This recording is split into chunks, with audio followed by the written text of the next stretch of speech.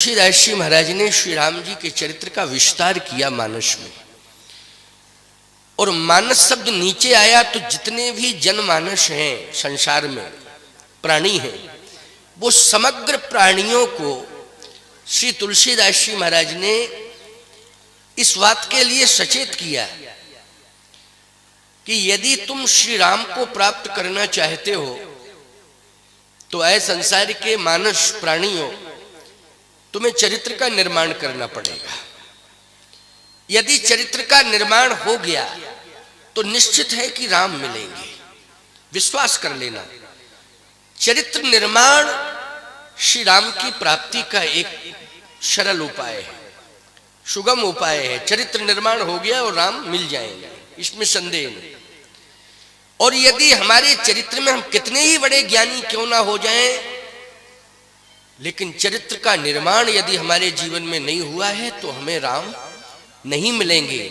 और यदि तुम कोशिश करोगे राम से मिलने की तो राम शत्रु के रूप में तुम्हारे सामने आ जाएंगे तुम्हें मारने के लिए, जैसा रावण के साथ हुआ कि नहीं हुआ? राम शत्रु बनकर के रावण के सामने आए कि नहीं आए? और पूरे वंश के सहित जो मैं राम तक कुल सहत कहे दशानन आए। जटायु जी महाराज से कहा कि सीता हरण तात जन कहु पिता सन जाए, जो मैं राम तक कुल सहित कहे दशानन आए। इसलिए श्री राम को यदि प्राप्त करना है तो चरित्र का निर्माण होना चाहिए। श्री राम आदर्शवादी हैं। अभी आपने सुना अयोध्या कांड के अंतर्गत कि श्री राम जी ने अपने माता पिता को ईश्वर माना। क्या माना? ईश्वर ने माँ बाप को क्या माना? ईश्वर माना। ईश्वर ने माँ बाप को ईश्वर माना। इसका मतलब है हम और आपको संकेत दिया है कि माँ बाप का सम्मान करो, विशेष रूप से माँ बाप का सम्मान करो और ध्यान रखो उनका, किसी भी प्रकार की उन्हें तकलीफ ना होने पावे। माँ बाप अगर प्रसन्न हैं, घर में लक्ष्मी सदा रहेगी। अगर माँ बाप की आंखों में आंसू आ गए, तुम्हारे घर के अंदर माँ बाप बैठे बैठे रो रहे हैं, तो दरिद्रता छा जाएगी, लक्ष्मी चली जाएगी और दरिद्रता आ जाएगी। कितना ही तुम प्रयास करो, मेहनत करो, कहते नहीं हो महाराज खेती में बहुत मेहनत करते, लेकिन पता ही नहीं, कुछ पैदा ही नहीं होता। अरे पैदा क्या होगा? तुम खेती में मेहनत कर रहे हो लेकिन घर में ध्यान रख रहे हो कि माँ बाप तुम्हारे भूखे बैठे हैं? तो आप कहते हो अगर माँ बाप मेरे घर में भूखे हैं तो फिर जिंदा कैसे बैठे? माँ बाप अगर भूखे हैं तो जिंदा कैसे बैठे? इसका मतलब याद रखना, घर में पशु पक्षी भी रहते हैं तो वो भी कुछ ना कुछ ग्रहण करते हैं। क्यों करते हैं कि नहीं करते हैं? ग्रहण करते हैं कि नहीं? लेकिन ध्यान रखना, पशु पक्षियों की तरह माँ बाप को मत खिलाओ। जैसे मंदिर में एक पुजारी प्रेम से प्रसाद बनाता है और सबसे पहले वो भगवान का भोग लगाता है, तुम्हारे घर में भोजन बने पहले माता पिता को ग्रहण कराओ। ये नियम होना चाहिए, ये चरित्र है। समझ रहे हो कि नहीं? ये नहीं कि रिंकू बबलू डबलू सबने खा लिया, अब कहे दद्दा तुम भी खाए लो। अब दद्दा क्या खाए लें जब तुमने अपने, क्यों भाई, रिंकू डबलू बबलू सबको निपटा दिया, अब दद्दा से कह रहे हो है? अब बूढ़ी माँ से कह रहे हो? खबरदार, देवी देवता मान करके इनका सम्मान करो, हर पल हर क्षण इनका ध्यान रखो। मैं दावे के साथ कह रहा हूं, यदि हर पल हर क्षण तुमने माँ बाप का ध्यान दिया तो तुम्हारे खेत खलियान पर भगवान ध्यान देंगे। चिंता मत करना, 10 गुना नहीं 100 गुना पैदा होगा। इसलिए माँ बाप का ये कैरेक्टर है, ये है चरित्र। क्या है? ये चरित्र है। इसलिए माँ बाप का विशेष ध्यान रखो। अयोध्या कांड में एक बहुत बढ़िया बात आई। क्या? भगवान श्री राम एकांत में रो रहे हैं। किसी ने प्रभु श्री राम से पूछा कि आप रो क्यों रहे हैं? अयोध्या में तो आनंद ही आनंद है, आपकी आंखों में आंसू क्यों हैं? भगवान राम ने कहा कि मेरी आंखों में इसलिए आंसू हैं कि मैं पितृभक्त हूं, अपने पिता से कुछ कह नहीं सकता हूं, लेकिन मेरे पिता से कोई कह भी नहीं रहा है। क्या? कि आप जो मेरे राजा बनाने का निर्णय ले रहे हैं, इस निर्णय में थोड़ा विचार करना चाहिए। क्या विचार करना चाहिए? भगवान राम कहते हैं, जन्म एक संग सब भाई,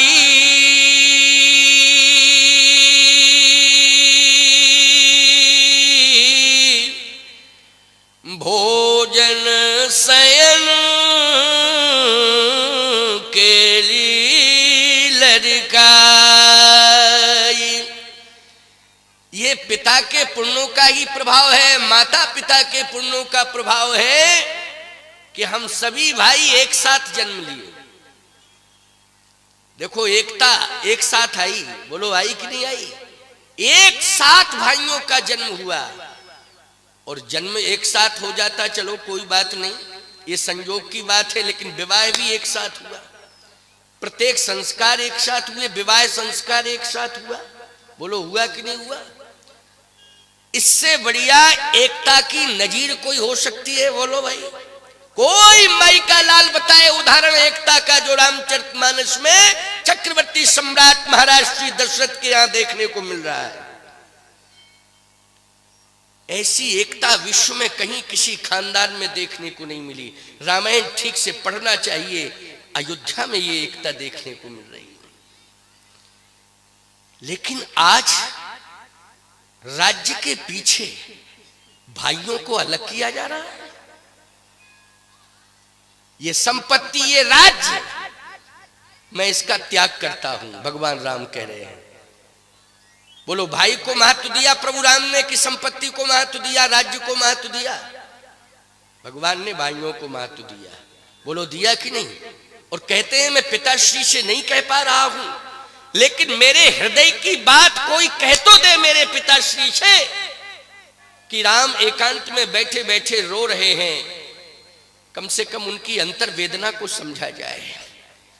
अभी पंचायत चुनाव होने वाले हैं, जिला पंचायत चुनाव, क्यों भाई, ग्राम पंचायत, ये चुनाव होने वाले हैं। ऐसे बहुत से क्षेत्र तुम्हें देखने सुनने को मिल जाएंगे, गांव जिनमें सगे भाई लड़ रहे हैं एक ही पद पर। बोलो लड़ रहे कि नहीं लड़ रहे?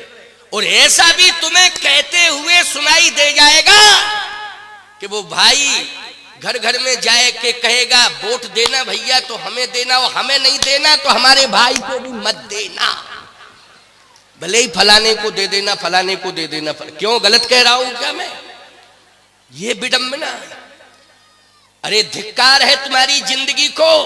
क्यों तुम मनुष्य बन गए हो? तुम्हें पशु बनना चाहिए, पशुओं में भी सुअर बनना चाहिए था तुम्हें। तुम इंसान क्यों बन गए हो? तुम्हें इंसान बनने का कोई अधिकार नहीं। तुम्हें वो योनि मिलनी चाहिए थी कि गंदगी में तुम्हारी जिंदगी सड़ जाती, क्योंकि गंदे विचार हैं। इतने गंदगी तो सुअर भी रहता गंदगी में, लेकिन इतने गंदे शायद विचार ना होते होंगे। बोलो भाई, जितने गंदे विचार, जितनी गंदी सोच आज भाई भाई के अंदर पनप गई है। ये रामायण की कथा केवल मात्र परंपरा ढोने के लिए नहीं हो रही है। ये रामायण की कथा, रामचरितमानस की कथा जीवन जीने के लिए हो रही है कि तुम्हें जीवन कैसे जीना चाहिए। जीवन जीने की कला अगर सीखना है तो रामायण से सीखो। ये रामचरितमानस तुम्हें जीवन जीने की कला सिखाएगा। जीवन ढो मत।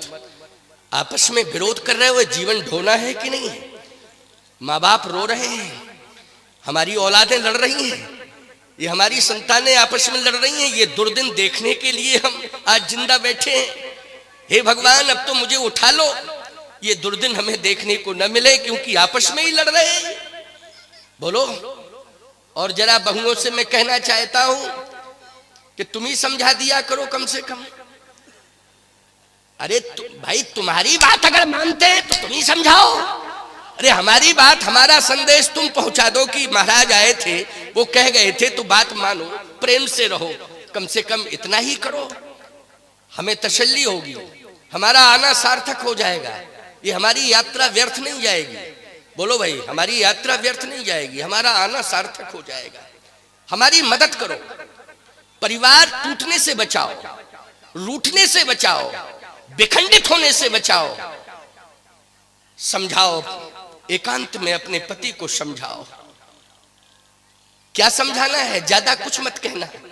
अपने घर को अयोध्या बनाओ और अयोध्या में भी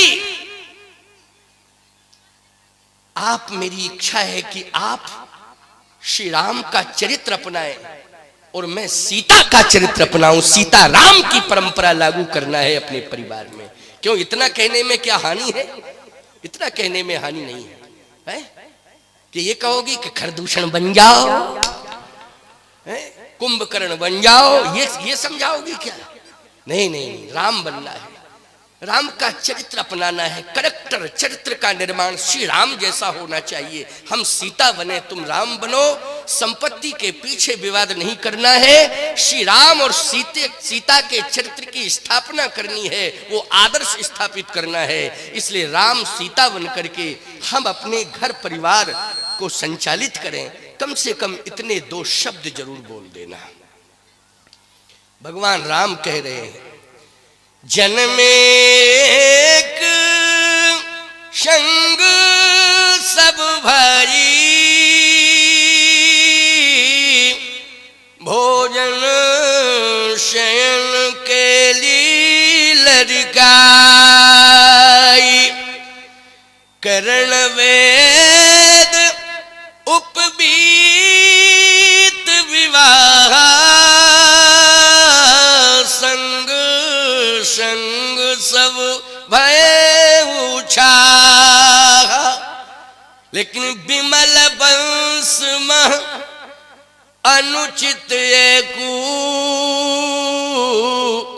बंधु बिहाई बढ़ही अब से।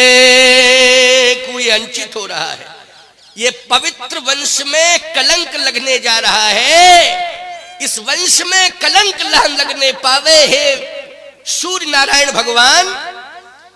मेरी प्रार्थना है कि सूर्य वंश को बचा लो, सूर्य वंश को कलंक से बचा लो। भगवान कह रहे हैं, क्यों, मेरा भाई भरत नहीं है और भरत के साथ शत्रुघ्न भी नहीं है। ये दोनों भाई ननिहाल में हैं और हम अयोध्या में। मुझे राजा बनाया जा रहा है। नहीं नहीं, मैं राजा नहीं बनूंगा, राजा मैं नहीं बनूंगा। इसके लिए मुझे कुछ भी करना पड़े, मैं संपत्ति का त्याग करता हूं। भगवान ने अयोध्या राज्य को स्वीकार नहीं किया। बोलो भाई, एक बात मैं आपसे पूछ रहा हूं, जिस घर में विवाद होता है और 14 साल तक वो स्थिति बनी रहे विवाद जैसी, तो 14 वर्ष में ईमानदारी से बताओ उस घर की संपत्ति जो है नष्ट होगी कि नहीं होगी? घर की संपत्ति नष्ट हो जाएगी। 14 साल बहुत होते हैं विवाद के। अच्छा, प्रतिष्ठा भी नष्ट, संपत्ति भी नष्ट, धनहानि और जनहानि। मैं कहता हूं अयोध्या में केवल जनहानि तो हुई, मात्र महाराज दशरथ गए, इतनी जनहानि हुई। बोलो हुई कि नहीं? लेकिन धनहानि हुई क्या?